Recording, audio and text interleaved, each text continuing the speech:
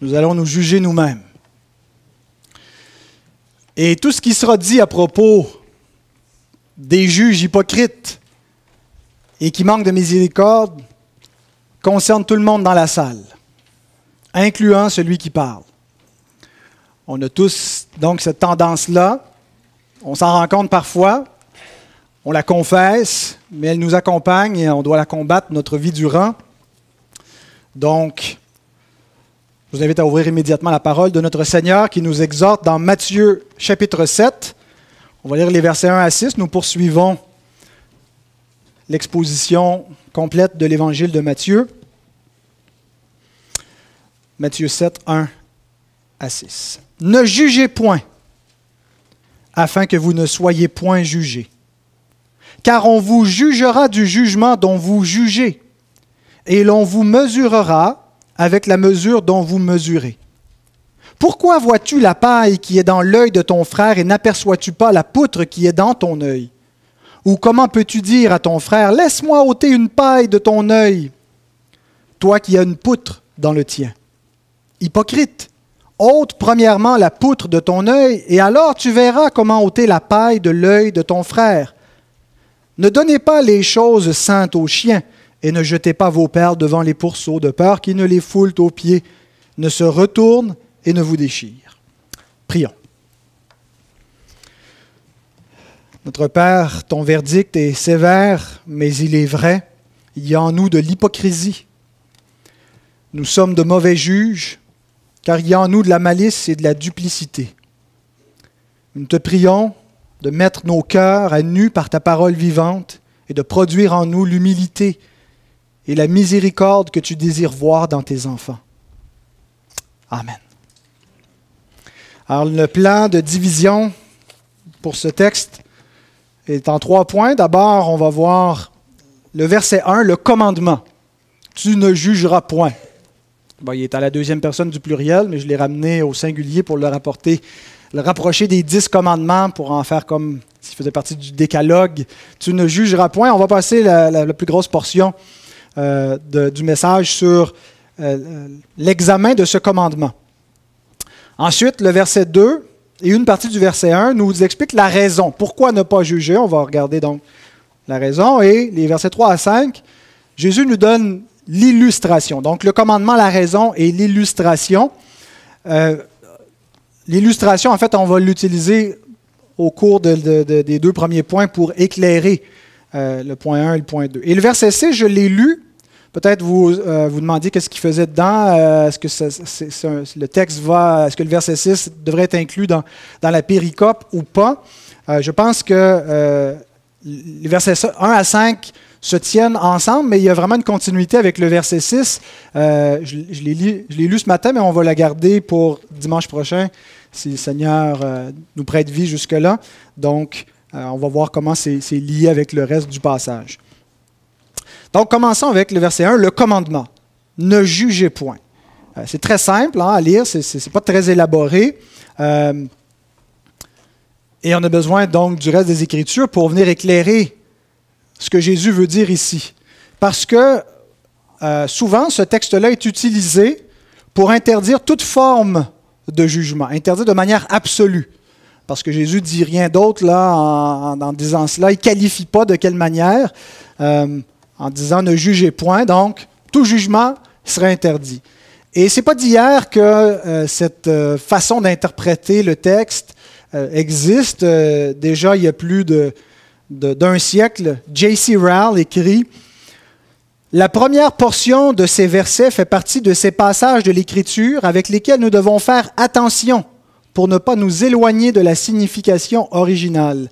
Les ennemis de la vraie religion en abusent fréquemment et en font une mauvaise application. » On n'a pas le droit de juger rien et donc on utilise ça comme une licence pour se couvrir des autres. Même plus loin en arrière que J.C. Ryle, au temps de Calvin, qui écrit dans son commentaire, « Ces paroles de Christ ne cautionnent pas une interdiction absolue d'exercer un jugement, mais ont pour but de guérir une maladie qui, semble-t-il, nous est à tous naturelle. »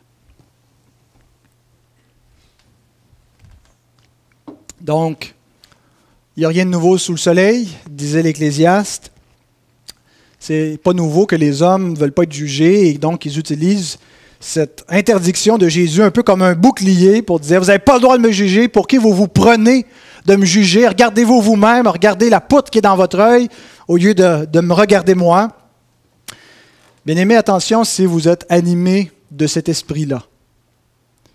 Jésus ne nous donne pas ce verset-là en disant comme un bouclier pour empêcher les autres de nous juger de manière absolue et totale.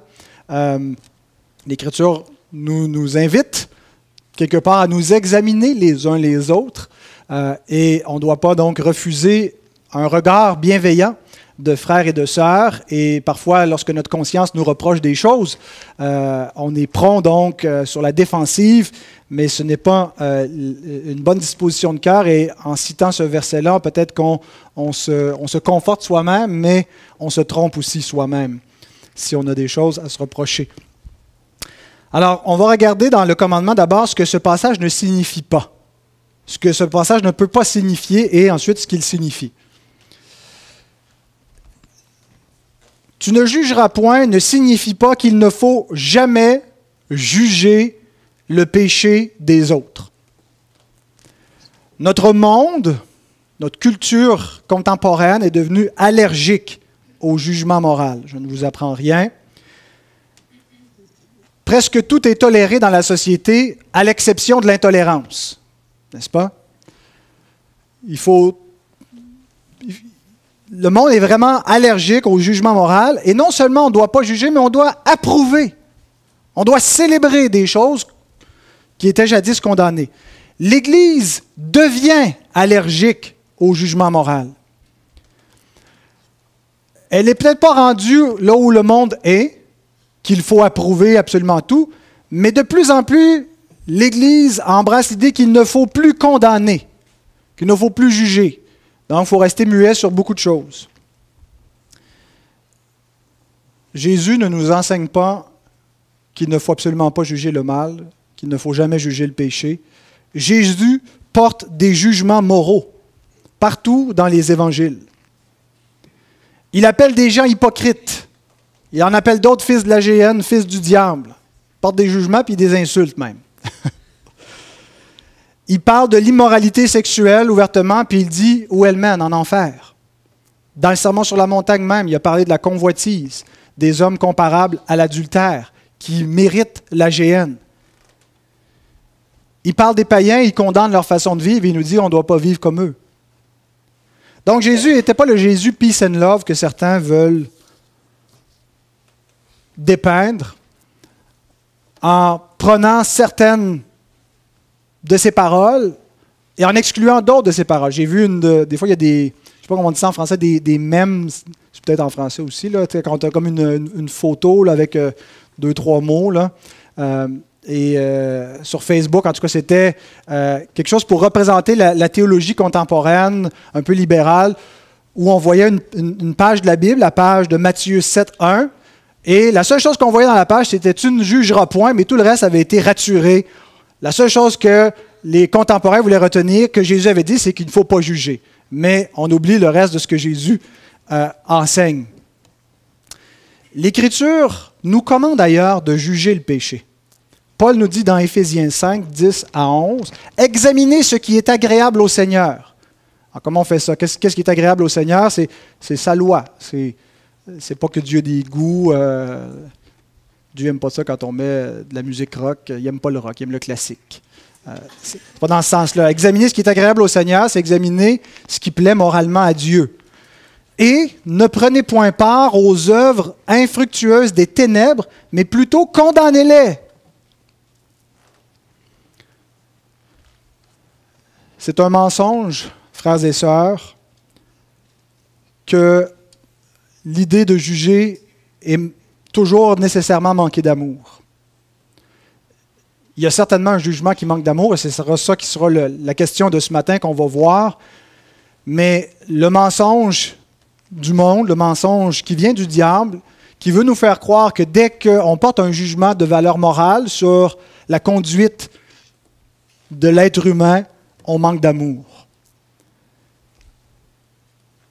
En fait, c'est le contraire qui est vrai. refuser de juger, tomber dans la complaisance, c'est un manque d'amour. Combien il faut manquer d'amour envers les hommes pour ne pas leur dire le jugement de Dieu. Dieu juge et Dieu ne manque pas d'amour. Dieu est amour et pourtant Dieu déclare ce qu'est le péché. Et donc, nous ne sommes pas appelés à redéfinir les catégories morales, elles sont définies pour nous. Dieu parle et nous devons simplement affirmer ce que Dieu dit. Ce n'est pas en vertu de notre personne, ce n'est pas notre propre jugement, c'est le jugement de Dieu. Et l'amour dit la vérité. Donc, certains vont reconnaître que c'est vrai, ça n'a pas de bon sens, que Jésus ne peut pas être en train de dire qu'il ne faut jamais juger quoi que ce soit. Si quelqu'un commet un meurtre, est-ce qu'on va dire que c'est bien, on laisse passer, on va dire que c'est mal. En vertu de quoi c'est mal commettre un meurtre? En vertu du Dieu qui a dit tu ne commettras point de meurtre. Pourquoi est-ce qu'on peut tuer un bœuf, le découper en morceaux, le pencher au hachoir et manger sa viande et que ce n'est pas moralement mal? Et où la différence? Et le monde confus commence à ne plus faire la différence. Il y a des gens qui considèrent que c'est immoral de manger de la viande parce qu'on est des animaux comme les autres, seulement un peu plus évolués que les autres espèces. Sur quelle base est-ce qu'on peut faire ces distinctions-là? C'est la loi morale de Dieu. Dieu a fait l'homme à son image. Et quand Dieu dit « tu ne verseras point le sang de l'homme », c'est parce qu'il est à l'image de Dieu et qu'il y a quelque chose de sacré en lui. Et donc, reconnaissons que c'est complètement ridicule de dire que tu ne jugez point veut exclure complètement l'idée d'un jugement moral. Certains vont dire, et c'est encore une erreur à mon avis, que d'accord, on peut juger le mal en catégories, mais pas spécifiquement les gens qui le font. Donc on peut dire que l'adultère, c'est mal, mais juger quelqu'un qui l'aurait commis spécifiquement et le condamner, c'est ce que Jésus nous dit de ne pas faire. On a le droit donc de juger la catégorie du péché, mais pas le pécheur. Il est vrai qu'on doit distinguer entre le péché et le pécheur. La Bible nous dit d'haïr le péché, mais d'aimer le pécheur. Elle ne nous dit jamais d'haïr les pécheurs. Mais on ne peut pas les séparer, on les distingue sans les séparer complètement, parce que l'âme qui pêche est celle qui mourra. Et ailleurs, Jésus nous enseigne expressément que non seulement on doit juger le péché, mais on doit reprendre le pécheur. Dans le même évangile, au chapitre 18, au verset 15, il déclare « Si ton frère a péché, va et reprends-le entre toi et lui seul. S'il t'écoute, tu as gagné ton frère. » Et comment je peux reprendre mon frère si Jésus me dit que je ne peux jamais juger quoi que ce soit? Tu ne jugeras point. Je n'irai pas reprendre mon frère. Il va me dire que Jésus me commande de ne pas le juger. Qui suis-je? Alors, ce n'est pas ce que Jésus veut dire quand il dit « ne jugez point ». Alors, maintenant qu'on a vu ce que Jésus ne veut pas dire, qu'est-ce qu'il veut dire? Qu'est-ce que le commandement signifie? Jésus nous interdit les jugements hypocrites et méchants. Ce n'est pas le fait de juger qui interdit, c'est la manière de juger. Il est nécessaire d'exercer notre jugement. Il est nécessaire d'avoir du discernement, d'évaluer les situations, d'évaluer les gens qui sont dans les situations. Donc, de porter un jugement. Mais le Seigneur nous dit qu'en jugeant, nous ne devons pas être hypocrites et nous ne devons pas manquer d'amour. Un jugement sans miséricorde, un jugement animé par la méchanceté du cœur qui existe toujours dans les chrétiens régénérés, le péché rémanent.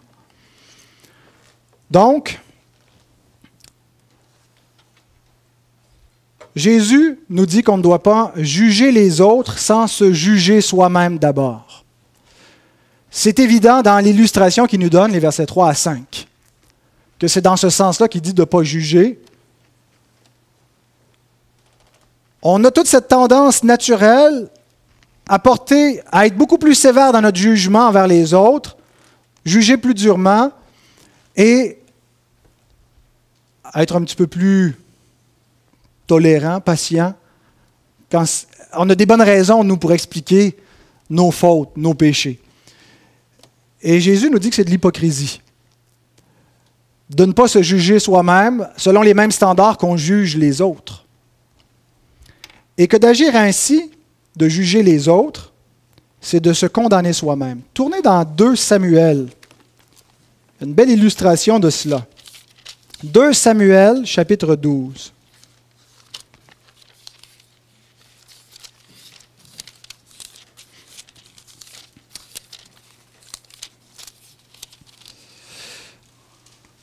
L'histoire commence avant le chapitre 12. Le contexte est le roi David qui a commis un adultère, doublé d'un meurtre, et tout ça était bien masqué pour que personne ne le voie, mais Dieu l'a vu.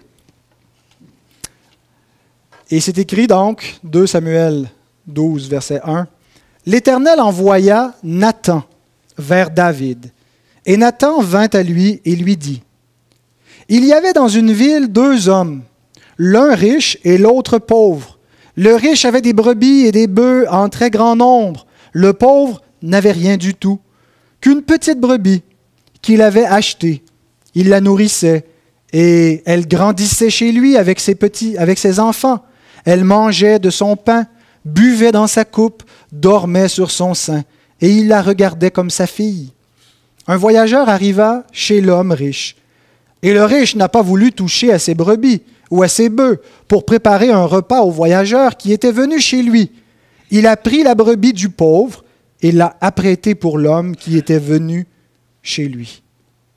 La colère de David s'enflamma violemment contre cet homme, et il dit à Nathan, « L'Éternel est vivant. L'homme qui a fait cela mérite la mort, et il rendra 4 brebis pour avoir commis cette action et pour avoir été sans pitié. » Et Nathan dit à David, « Tuez cet homme-là. »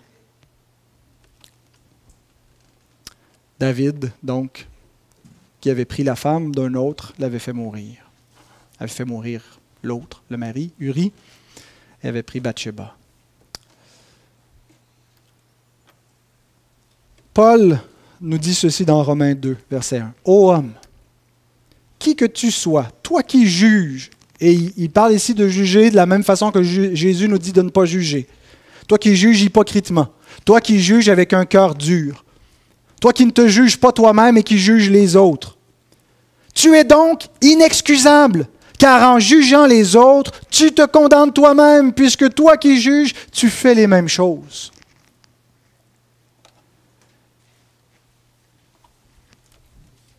Frères et sœurs, nous ne faisons peut-être pas exactement les mêmes péchés qu'on condamne chez les autres, mais nous faisons les mêmes péchés, de façon différente. La loi ne nous a pas été donnée pour qu'on soit comme des juges en pensant que nous pouvons atteindre les standards de la loi et donc surveiller tous ceux qui ne les atteignent pas ces standards-là. La loi nous est donnée pour qu'on observe la loi et qu'on constate nos propres échecs devant la loi et qu'on implore la miséricorde de Dieu. La loi ne nous a pas été donnée après la chute comme quelque chose qui nous est possible à atteindre, mais quelque chose qui nous conduit à Christ, qui nous montre nos fautes morales, qui nous montre notre péché. Et donc, si on pense qu'on va atteindre les standards et qu'on pense qu'on les atteint et qu'on se met en mode jugement et on regarde ceux qui ne les atteignent pas, on fait un mauvais usage de la loi. La loi nous est donnée pour qu'on se juge soi-même, pour qu'on se condamne soi-même, pour qu'on se repente et qu'on implore la miséricorde et qu'on puisse avoir de la miséricorde aussi dans notre jugement à notre tour. Juger les autres sans se juger soi-même, c'est un chien qui aboie contre son reflet. C'est un proverbe qui n'est pas dans la Bible, c'est moi qui l'ai inventé. Mais ça aurait pu fitter dans la Bible. Avez-vous déjà vu un chien qui aboie contre son reflet dans un miroir ou qui passe devant une vitrine et il voit un autre chien, puis là, il grogne, il jappe après. Il jappe après lui-même. Hein, c'est insensé. Mais quand nous jugeons les autres, que nous critiquons, que nous pointons du doigt, que nous condamnons, en fait, nous nous condamnons nous-mêmes. Parce que ce que nous voyons, c'est l'écho. On le comprend et on le voit parce qu'on le voit dans notre propre vie. Le même péché, de différentes façons, à différents degrés, dans d'autres situations, existe en nous aussi. Donc, Paul écrit ceci au peuple juif et en particulier aux docteurs de la loi qui se pensent des justes, qui pensent qu'ils atteignent les standards. Mais il dit, vous ne comprenez rien. Vous ne comprenez pas le but de la loi. Vous ne vous voyez pas comme des observateurs de la loi, mais vous pensez que vous êtes des juges et que vous êtes au-dessus de la loi parce que vous pensez que vous atteignez les standards. Mais vous êtes condamnés par la loi. Puis ce que vous condamnez chez les autres, Vous le condamnez en vous-même parce que vous avez le même péché. Donc, c'est la première chose que Jésus nous dit, de juger les autres sans se juger soi-même. C'est une erreur, c'est de l'hypocrisie, et c'est se condamner soi-même. La deuxième chose que ce commandement-là veut dire, ne jugez point, c'est l'absence de miséricorde dans le jugement. Jésus expose les mauvaises dispositions de nos cœurs. Ce n'est pas un problème de juger, c'est nécessaire, c'est inévitable. Il faut nécessairement porter des jugements dans la vie. Le problème, c'est souvent la façon dont on le fait. La motivation avec laquelle nous regardons les autres et nous jugeons. Souvent, donc, notre jugement n'est pas motivé par l'amour de la justice, par l'amour du prochain, par un souci de ce qui est bien. Je le vois avec mes enfants. Quand ils viennent se stouler mutuellement, c'est vraiment pas parce qu'ils ont l'amour de nos commandements au cœur ou parce qu'ils ont le bien-être de leur frère ou de leur sœur qui est en train de prendre une mauvaise voie d'impiété. C'est parce qu'ils ont envie de voir leur frère ou leur sœur se faire chicaner. Il y a un désir malicieux dans le cœur de l'homme. Donc, c'est à ça que Jésus s'attaque. C'est là où il met son doigt sur ce bobo-là. Voici 4 façons que ce manque d'amour, ce manque de miséricorde se manifeste dans notre jugement. Lorsque nous aimons condamner. Le péché ne devrait pas provoquer d'excitation, de réjouissance en nous. On ne devrait pas prendre plaisir à condamner. Lorsqu'on voit le péché dans le monde, lorsqu'on voit le péché des autres, lorsqu'on voit le péché dans notre famille, de nos proches, dans l'Église, des gens qu'on connaît, des péchés qu'on entend, ça ne devrait pas nous faire « Ah, je savais qu'il était de même » et se réjouir de la faute morale de l'autre. Ça devrait nous attrister sincèrement.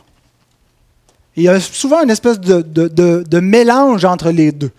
Il y a une tristesse parce que par l'Esprit de Dieu, on a un cœur nouveau qui nous fait nous pleurer sur le péché, soupirer après la justice, mais encore la chair impie qui aime les scandales. Aimer condamner, c'est une mauvaise façon de juger. Il y a vraiment un danger, frères et sœurs, d'être animé par un esprit diabolique. Rappelez-vous des disciples qui sont avec Jésus dans sa présence, voient des miracles, voient comment il est plein d'amour, plein de bonté envers les hommes. Et puis à un moment donné, il passe chez les Samaritains. Les Samaritains ne veulent pas le recevoir. Puis il disait, Jésus, veux-tu qu'on fasse descendre le feu du ciel sur ces impies, sur ces chiens-là? Et Jésus dit, vous ne savez pas de quel esprit vous êtes animé. Vous avez un esprit diabolique. Ce n'est pas l'amour de Dieu qui vous anime. Hein, c'est un zèle amer, c'est un zèle diabolique. Deuxième façon, lorsque nous jugeons hâtivement.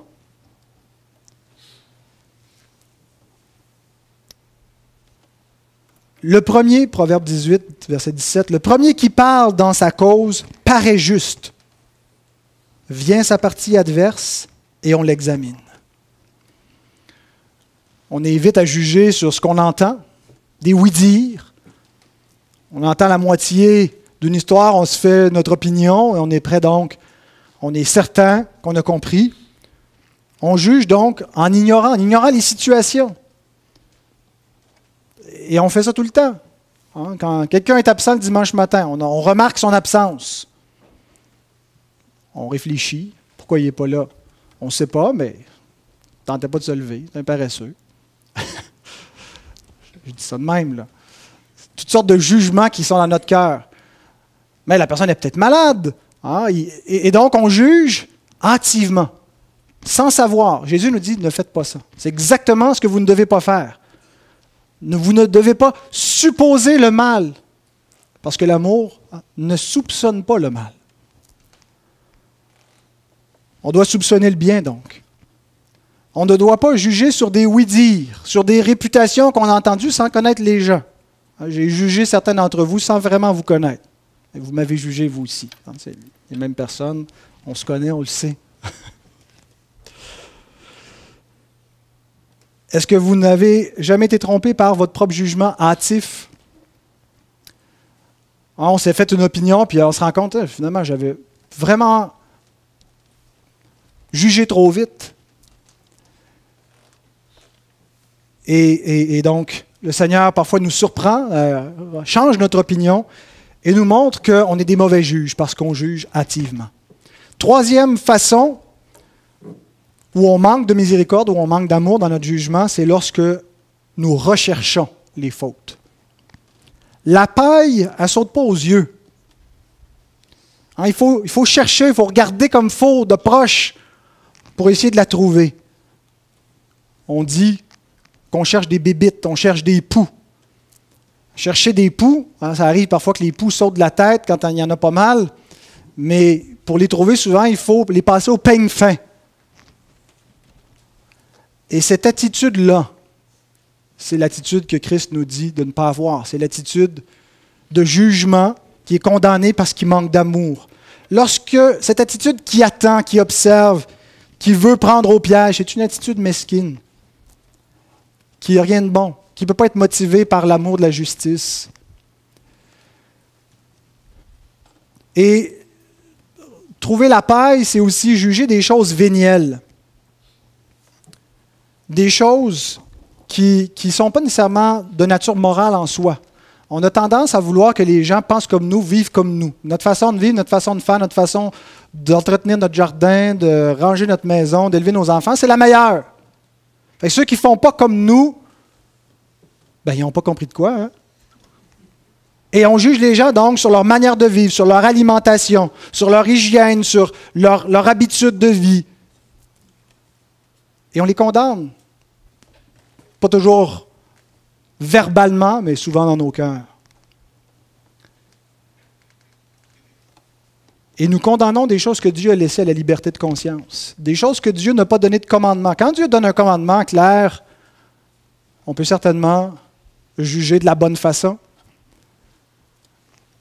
en cherchant de manière bienveillante une réparation, une restauration de notre frère, comme Jésus nous dit, si ton frère a péché, va, reprends-le. Dans quel but? Dans le but, pour son propre bien, pour l'unité de l'Église, pour la gloire de Dieu. Mais ce n'est pas une motivation autre qui doit nous animer. Ce n'est pas parce qu'on recherche les fautes. J'ai scruté ta vie, là, puis j'ai trouvé. Ce n'est pas dans cette attitude-là, scrupuleuse, où on examine les autres à la loupe. On ne se cache pas, mais on ne se cherche pas les uns les autres. On vit les uns devant les autres. Alors, si l'amour couvre une multitude de péchés, l'amour devrait couvrir aussi une multitude de différentes façons de penser, de différentes façons d'élever nos enfants, et ainsi de suite. Et quatrième façon où nous manquons d'amour dans le jugement, c'est par la calomnie. Le verbe calomnier veut dire des choses fausses dans le but de nuire à quelqu'un. Dans le cas des chrétiens, quand on parle contre les autres, on s'en limite à dire des choses vraies contre quelqu'un. Idéalement, en tout cas, on ne tombe pas dans inventer des scandales, dire des choses fausses délibérément. On peut dire des choses qui étaient fausses, mais on pensait qu'elles étaient vraies parce qu'on a entendu. Pourquoi parler des scandales des autres? Quelle est la motivation quand je parle des autres? Et si la seule utilité de parler des péchés qu'on a entendus et le plaisir qu'on éprouve en racontant les scandales des autres, taisons-nous.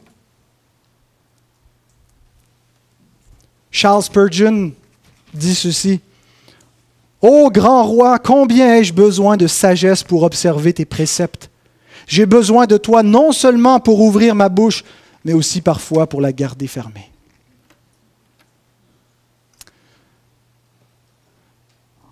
Frères et sœurs, je suis le premier coupable de cela. Je confesse mon péché devant vous. Il y a quelque chose dans ma chair qui est excité à parler en mal des autres, à raconter quand j'entends les scandales, les histoires. Il y a quelque chose dans la chair qui est excité à le faire connaître aux autres. Et bien sûr, on essaie d'emballer ça comme un souci de bienveillant, pour le bien, on le dit aux autres, pour protéger l'Église contre les dangers. Il y a des fois où il faut parler, il y a des choses qu'on ne doit pas couvrir et cacher quand il y a un réel danger pour la réputation de l'Évangile. Il y a des gens dont il faut se dissocier complètement.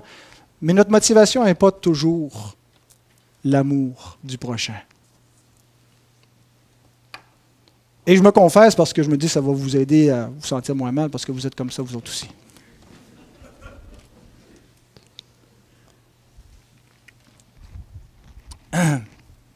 Donc voilà ce que signifie le commandement. De ne pas juger hypocritement, c'est-à-dire juger les autres sans se juger soi-même, ou juger les autres et se juger soi-même, mais pas avec le même standard. Se permettre ce qu'on ne permet pas aux autres, première chose. Et le manque de miséricorde dans le jugement qui se manifeste par l'amour de condamner, juger hâtivement, rechercher les fautes et répandre avec la bouche la mauvaise réputation. C'est ce que Jésus nous dit de ne pas faire. C'est ce qui est un péché devant Dieu. Ensuite, il nous donne la raison au verset 2 pour le commandement, mais qui commence au verset 1. « Ne jugez point afin que vous ne soyez point jugés, car on vous jugera du jugement dont vous jugez et l'on vous mesurera avec la mesure dont vous mesurez. »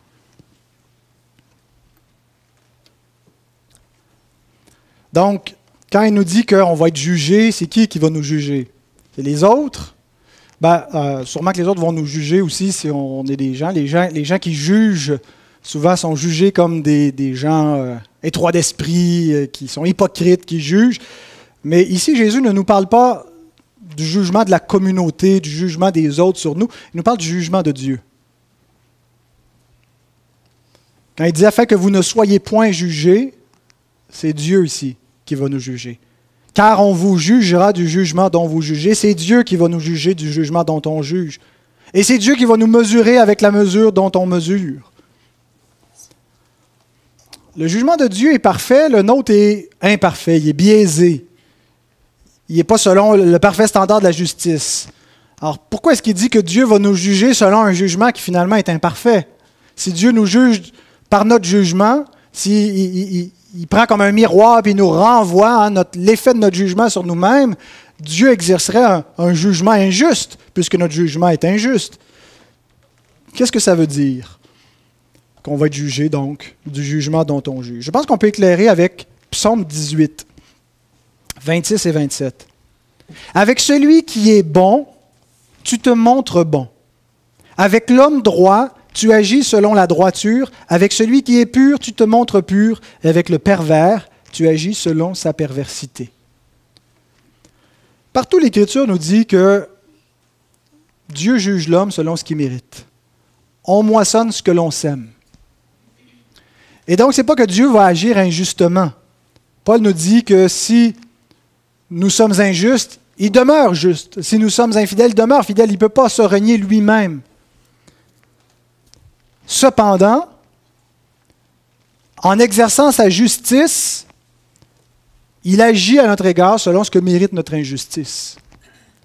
Donc, je pense que c'est le premier sens qu'on va juger du jugement dont on juge, c'est que Dieu va nous renvoyer les faits coupables, parce que juger de la façon qui est condamnée par Christ, la façon qu'on a vue, mérite la condamnation de Dieu. Et donc, tu condamnes les autres, Dieu va te condamner. Parce que ta condamnation est injuste. Voici d'où elle vient, voici de quel cœur elle sort. Et voici ce qu'elle va entraîner sur toi, la colère de Dieu. Mais il y a aussi l'idée que lorsque nous jugeons les autres, souvent de fois, nous appliquons le standard de la loi convenablement. On juge les péchés, les actions des autres, et souvent notre jugement n'est pas faux. Souvent c'est vrai ce qu'on pense, ce qu'on dit, ce qu'on rapporte, ce qu'on condamne. Cependant, il n'y a pas de miséricorde.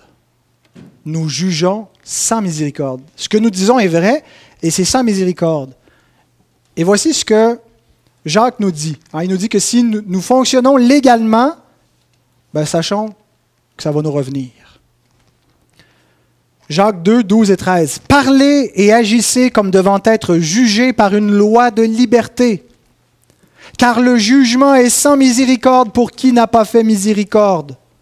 La miséricorde triomphe du jugement. » Qu'est-ce que ça veut dire? Je pense que c'est la même chose que Jésus nous dit ici. Vous allez être jugés du jugement dont vous jugerez. Votre jugement est sans miséricorde, le jugement de Dieu va être sans miséricorde. Le contexte où Jacques écrit cette exhortation, les versets qui précèdent, il nous parle de la loi royale que nous devons accomplir qui consiste à aimer notre prochain. La loi de Dieu, les commandements de Dieu nous montrent comment aimer notre prochain, comment respecter les autorités, valoriser la vie, valoriser l'éthique sexuelle, l'intégrité, le droit à la propriété privée et la réputation, de ne pas dérober. Et donc, quand on va au sens profond de la loi qui ne fait pas de mal au prochain, nous montre comment aimer notre prochain. Ce n'est pas premièrement une question de sentiment, c'est une question d'action. Et donc, Jacques nous dit qu'on doit accomplir la loi royale en aimant notre prochain. La loi, elle a deux usages. Alors, on dit qu'il y a trois usages, mais il y a deux usages qui nous concernent ici. Le premier usage de la loi, c'est qu'elle nous montre notre incapacité à atteindre parfaitement ce que Dieu veut. C'est pour ça que Jésus est venu accomplir la loi et les prophètes. On n'est pas capable, nous, d'accomplir la justice parfaite de la loi. C'est pour ça qu'on a besoin non seulement que Jésus meure pour nous, qu'il accomplisse la loi en payant pour le péché, mais qu'il obéisse pour nous, qu'il garde parfaitement les commandements de Dieu, qu'il aime parfaitement Dieu et qu'il aime parfaitement son prochain. Toute la loi et les prophètes sont résumés dans ces deux commandements-là. Et c'est Jésus qui l'a fait. C'est cette parfaite obéissance-là qui nous est imputée lorsqu'on croit. Mais la loi, donc, nous montre pourquoi on a besoin du Christ, pourquoi on a besoin de sa justice. Parce que j'aime pas Dieu, puis j'aime pas mon prochain. Je l'aime partiellement, je l'aime... C'est un amour variable. C'est pas régulier. Et donc, souvent, non seulement je l'aime pas, mais je l'haïs. Et en faisant cela, donc, je transgresse la loi royale d'aimer mon prochain. Et une des façons dont je la transgresse, c'est en manquant de miséricorde à l'égard de mon prochain.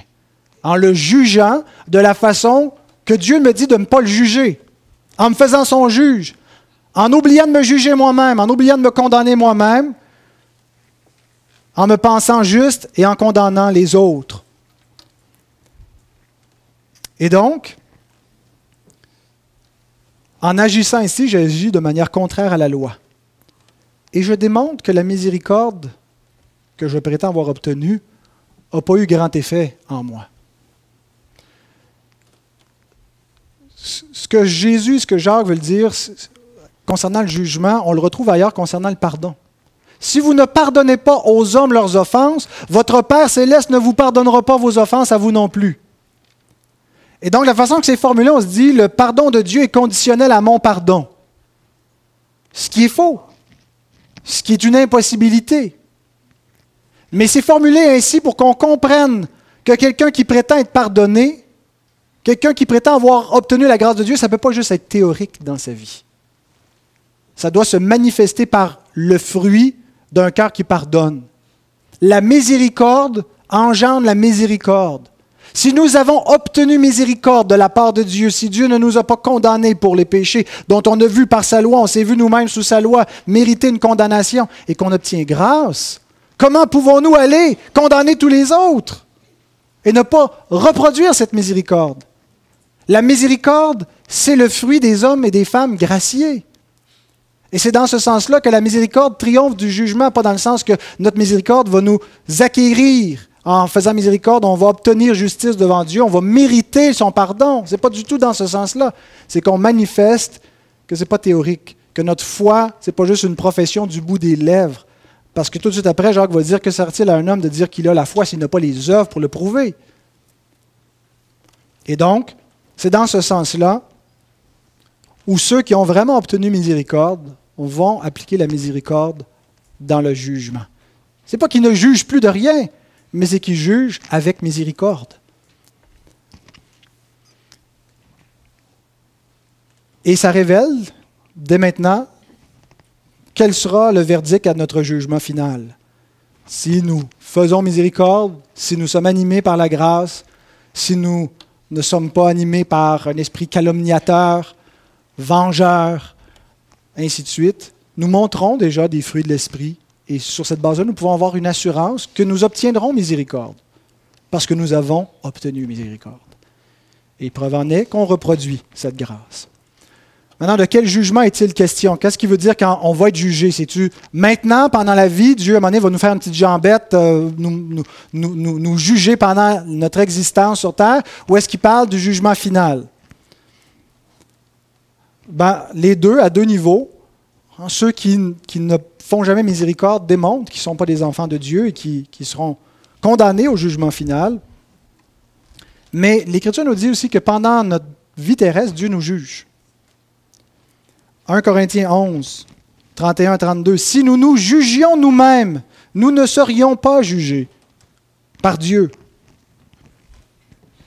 Mais quand nous sommes jugés, nous sommes châtiés par le Seigneur afin que nous ne soyons pas condamnés avec le monde. Vous savez, lorsque nous jugeons, Jésus nous dit, si vous jugez, votre Père va vous juger. Il y a des enfants de Dieu, en fait tous les enfants de Dieu jugent encore de la façon qu'ils ne doivent pas juger. Et savez-vous ce que votre Père va vous faire? Il va vous humilier. Je me souviens, avant qu'on ait des enfants, Caroline et moi, on regardait tous ces parents qui ne savaient pas élever leurs enfants. Des parents pas d'allure, on se disait, nous autres, là, on ne fera pas ça comme ça. Puis vraiment, on savait qu'ils étaient dans l'erreur, puis qu'on avait raison. Ils ne connaissent pas ça. Nous autres, on connaît ça. Jusqu'à ce que le Seigneur nous humilie en nous donnant 4 enfants dépravés et qu'on se rende compte que finalement, et on s'est excusé littéralement, en demandant à mon frère, on s'excuse, Benoît, on t'a vraiment jugé, on trouvait que tu n'étais pas un bon père, mais finalement, non. Et donc, le Seigneur, oui, nous juge de cette façon-là, nous humilie parfois dans notre vie lorsqu'on porte jugement et va faire arriver des choses pour nous mettre le nez dedans. Et avant d'être humilié, je m'égarais, dit le psalmiste. Et donc, ça fait partie de notre sanctification. Dans notre vie, Dieu va faire arriver des choses de cette nature-là. Celle-là, elle est comique, des fois c'est moins drôle.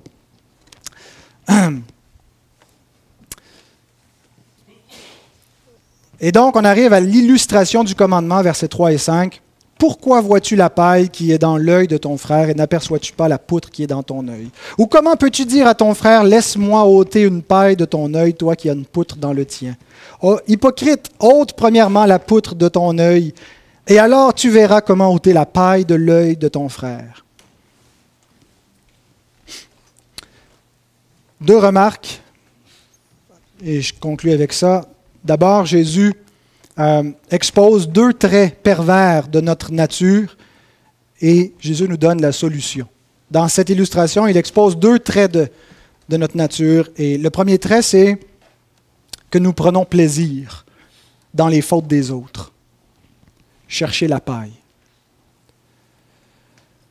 N'aimons-nous pas critiquer? On critique parfois des serviteurs de Dieu, des gens qui ont un peu de succès, là. Il y aurait 1000 choses à dire de bien sur leur compte, mais on cherche ce qu'on peut dire de négatif. Peut-être que leur succès nous énerve. On cherche à dire, trouver la paille. Ou des églises, on critique les églises, on est peut-être jaloux parfois du succès de certaines églises. Et ce n'est pas qu'il n'y a aucune place pour critiquer des choses. Je parle ici de quel sentiment nous anime lorsqu'on critique ainsi des serviteurs de Dieu, des églises du Seigneur. Le Seigneur va juger ses serviteurs. Quand nous parlons des autres, quand vous parlez des autres, posez-vous la question, je vous la pose. Quand vous parlez des autres, ça nous arrive tous de parler des gens, donner des nouvelles. Est-ce plutôt généralement en bien ou généralement en mal? Qu'est-ce qu'on dit des autres? Est-ce qu'on dirait exactement la même chose s'ils étaient présents? Y a-t-il pas quelque chose aussi en nous, non seulement qui aime le dire, mais parfois écouter? Ce n'est pas seulement la bouche qui est coupable, c'est les oreilles. Il y en a d'entre nous qui maîtrisent davantage leur langue et qui sont bons pour ne pas faire de mauvais rapports, mais ils aiment bien tendre l'oreille lorsqu'on leur rapporte les échecs des autres. Nous prenons plaisir dans les fautes des autres. Lorsque vous voyez cela en vous, lorsque vous Surprenez ces sentiments, cette oreille qui a envie d'entendre, de savoir, cette langue qui a envie de dire, de répandre des choses. Sachez que ça vient du péché, que ça déplaît à Dieu. Confessez au Seigneur. Essayez pas de déguiser ça en souci de la justice, du bien, on veut habiller ça dans des vêtements pieux, mais ça pue quand même. Peu importe les habits qu'on lui donne. Et la deuxième chose que l'illustration de Jésus montre un trait pervers de notre nature, c'est que nous avons un aveuglement moral envers nous-mêmes. Ignorer la poutre. Et même souvent, une des poutres qu'on ignore, c'est la poutre de juger les autres. Nos voies nous paraissent naturellement justes. Les proverbes disent à ses propres yeux, pour l'homme, toutes ses voies lui paraissent justes, mais c'est l'Éternel qui pèse les cœurs. Et quand il est question de nous, on est prêt à couvrir notre faute, à la justifier, à l'expliquer, on a une bonne raison qu'on n'a pas supposée pour ceux dont on a jugé. Proverbe 28, verset 13, « Celui qui cache ses transgressions ne prospère point, mais celui qui les avoue et les délaisse obtient miséricorde. » Ce qui nous amène à la solution que Jésus nous propose dans l'illustration. La solution pour devenir des bons juges, c'est de se juger soi-même. La société nous dit que la solution, c'est de ne plus rien juger et d'avoir une complaisance absolue, la tolérance totale. Et elle ne voit pas la poutre de son intolérance envers ceux qui ne pensent pas comme ça. Et donc là, en ce moment, je suis en train de juger la société. La loi a été donnée pour qu'on l'observe. Elle nous permet, premièrement, d'observer notre propre ruine. Si vous n'êtes pas venu au point dans votre vie de constater votre ruine morale, vous ne pouvez pas prétendre être un enfant de Dieu. Un enfant de Dieu se caractérise par quelqu'un qui a compris sa condition pécheresse. Heureux les pauvres en esprit. Heureux ceux qui voient leur misère spirituelle, qui voient leur état. C'est l'effet premier de la loi. Pas pour qu'on la prenne comme une loupe puis regarder les autres, mais qu'on la prenne comme une loupe puis regarder sa vie. Et lorsqu'on constate cet échec, on court vers la miséricorde de Dieu. On dit, j'ai pas d'autre refuge. Je ne peux pas essayer de réparer, je ne peux pas essayer de faire mieux, je ne peux pas penser que je vais changer ma nature. Est-ce qu'un léopard peut enlever ses taches? De même, comment pourriez-vous changer votre cœur, nous demande le prophète Jérémie. C'est la miséricorde, c'est la grâce de Dieu qui nous pardonne. C'est le sang de Christ qui est efficace pour expier notre péché. C'est l'Esprit de Dieu qui est efficace pour rénover notre nature, pour nous donner un cœur nouveau. Et donc, nous obtenons effectivement miséricorde. Et alors, nous pouvons aider d'autres à voir la même chose. Pas aller pour les accuser, les condamner. On est tous condamnés. Qu'on le sache, on a tous transgressé la loi et nous sommes tous coupables devant Dieu. Alors, le but, ce n'est pas de fermer la bouche, de ne plus rien dire à personne. Une fois qu'on le constate pour nous, Jésus nous dit, « Alors tu verras comment ôter la paille dans l'œil de ton frère. » C'est pas de... On ne doit pas prendre ce passage-là et dire « Puis je ne dirai plus jamais rien à personne, je vais toujours me mêler de mes affaires, je vais juste regarder ma vie. » Ça serait une erreur. On est appelé à vivre comme un corps qui s'édifie lui-même, à s'exhorter les uns les autres, à se reprendre les uns les autres quand c'est nécessaire, mais à le faire animer de la charité, en comprenant notre propre condition pécheresse et en se rappelant la miséricorde, la grâce infinie que Dieu a eue envers nous et en le reproduisant envers les autres. Et si l'Église est capable de tendre la main comme ça à un monde pécheur et pas simplement lui pointer ses péchés, mais pourquoi on dit aux hommes qu'ils ont des péchés? Pour les amener à Christ, pour leur parler de la croix, pour leur parler de l'amour de Dieu. Mais si on refuse donc de juger, de parler du péché, il est venu sauver qui? Il est venu sauver quoi? Pourquoi on a besoin d'un sauveur? Et donc, ne faisons pas l'erreur qu'on retrouve parfois dans le monde évangélique, qui balance le jugement par-dessus bord, ou l'autre erreur que Jésus donc expose, qui consiste à devenir des légalistes, des gens qui pensent qu'ils sont juges de tous, mais soyons des juges miséricordieux, pleins de grâce, qui ont d'abord été des accusés graciés de Dieu. Jugeons-nous continuellement nous-mêmes et nous saurons aider donc les autres. Que Dieu bénisse sa parole.